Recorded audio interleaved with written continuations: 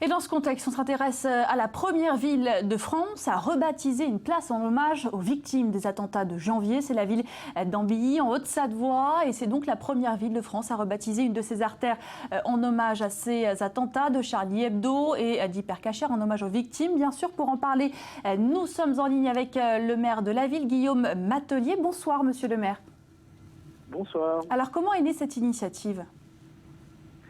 Écoutez, juste après les attentats de Charlie Hebdo, la France a subi au plus profond de son cœur, en tout cas, une attaque très forte, bien évidemment sur ce qui s'est passé concrètement, mais aussi sur ce que représente la liberté d'expression, la liberté aussi de croire ou de ne pas croire, et sur le fait que nous avions quelque chose à dire dans un pays démocratique et une république comme la nôtre.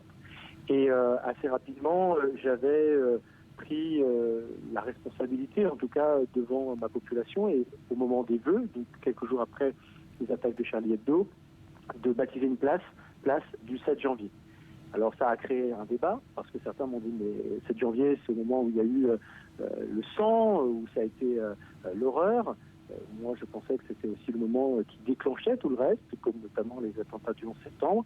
Et le débat a amené à ce que nous appelions plutôt le nom de cette place de l'ensemble des événements, c'est-à-dire le 7 janvier, l'horreur à Charlie Hebdo, ensuite ce qui s'est passé à l'Hypercacher, et où certains membres, notamment que ce soit des policiers ou des personnes de confession juive, ont pu être tués, et ensuite le soulèvement populaire, le sursaut républicain du 11 janvier, et c'est pour ça que nous avons opté en conseil municipal pour cette place du 7 au 11 janvier.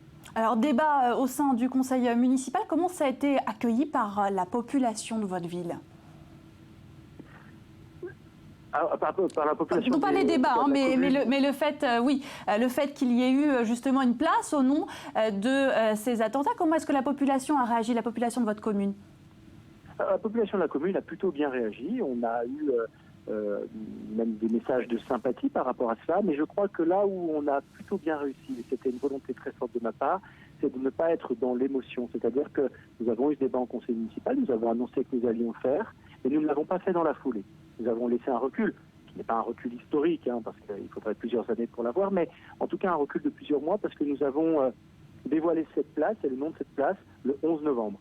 11 novembre qui est un moment un peu particulier, puisque c'est aujourd'hui, comme toujours, un moment de recueillement devant le monument aux morts, pour les morts de la Première Guerre mondiale. Et puis aujourd'hui, c'est en tout cas un moment, puisqu'il n'y a plus d'anciens combattants, un moment de recueillement pour tous ceux qui ont combattu pour la France, pour cette France libre à cette époque-là. Et nous avions, avec le préfet, qui était présent à ce moment-là, dévoilé cette plaque pour commémorer cette nouvelle place de la mairie. Nous avions aussi ce jour-là planté un arbre de la laïcité. Nous avions appelé cette fête du 11 novembre la fête de la République. Malheureusement, quelques jours après, eh bien, nous connaissions à nouveau l'horreur, et ça a été un profond choc d'avoir inauguré cette place, d'avoir dit des mots très forts sur la laïcité et sur la liberté d'expression et la liberté de croire ou de ne pas croire, et de se retrouver quelques jours après dans ces attentats sanglants que nous avons connus à Paris et à Saint-Denis. Merci beaucoup, monsieur le maire, pour cette réaction.